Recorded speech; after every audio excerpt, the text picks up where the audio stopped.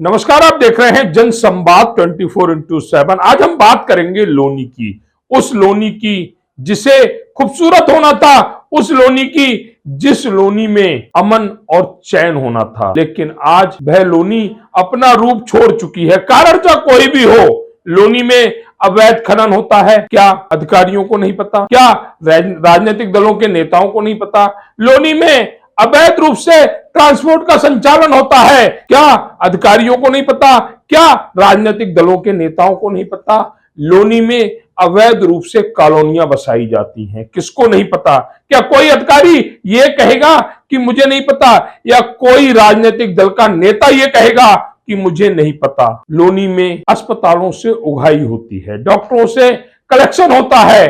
किसको नहीं पता? शराब के ठेकों से ओवर रेटिंग को लेकर कलेक्शन होता है।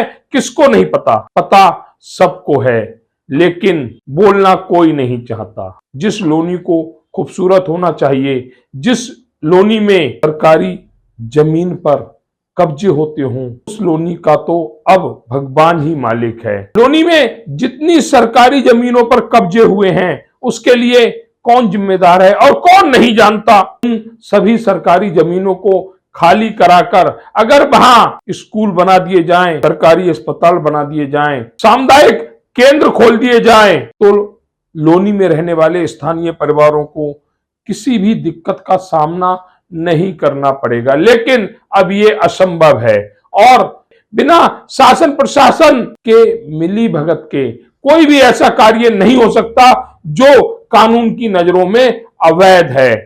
कार्य कोई भी हो, लेकिन लोनी में अवैध रूप से कार्य लगातार हो रहे हैं। पिछले 2 दशकों से अगर देखा जाए तो लोनी में कोई भी अवैध कार्य बंद नहीं हुआ, चाहे वो फैक्ट्रियों से वसूली का हो या निर्माण सामग्री बेचने वालों से कलेक्शन का हो। जिस तरह से गलत कामों की शिकायत करने पर पत्रकारों को धमकाया जाता है, समाज सेवियों को ऐसा काम ना करने की सलाह दी जाती है, उस लोनी का मालिक कौन हो सकता है?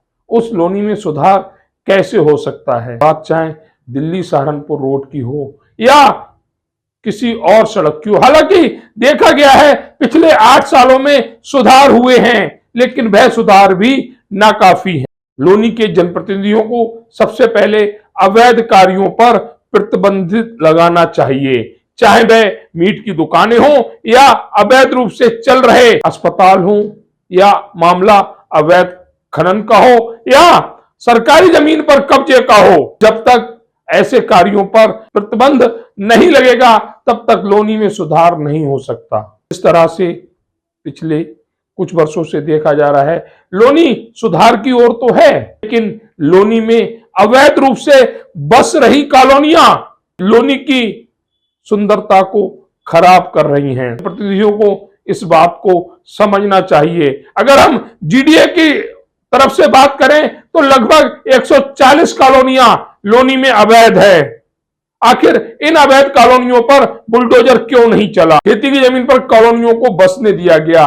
क्या बिना शासन और प्रशासन के ये हो सकता है? एक कील भी इधर से उधर नहीं हो सकती अगर शासन और प्रशासन की रजामंदी ना हो। और यही कारण रहा कि लोनी में हर वह अवैध कार्य चलता रहा, उस पर प्रतिबंध नहीं लग पाया।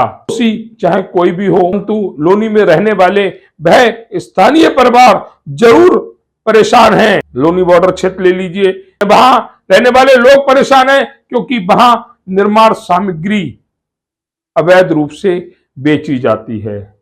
यमुना चले जाइए, वहां रहने वाले स्थानीय परिवार इसलिए परेशान है, रात रात भर अवैध रूप से खनन करने वाले डंपर दौड़ लगाते हैं। लोनी की व्यस्तम सड़कों पर चले जाइए, वहां चलने वाले लोग इसलिए परेशान हैं कि अवैध रूप से ट्रांसपोर्ट का संचालन होता है। अगर सब परेशान हैं तो फिर लोनी में सुधार कहां पर? अगर जनसंवाद की खबर आपको लगती है अच्छी और सच्ची, तो हमारे चैनल को लाइक और सब्सक्राइब करें।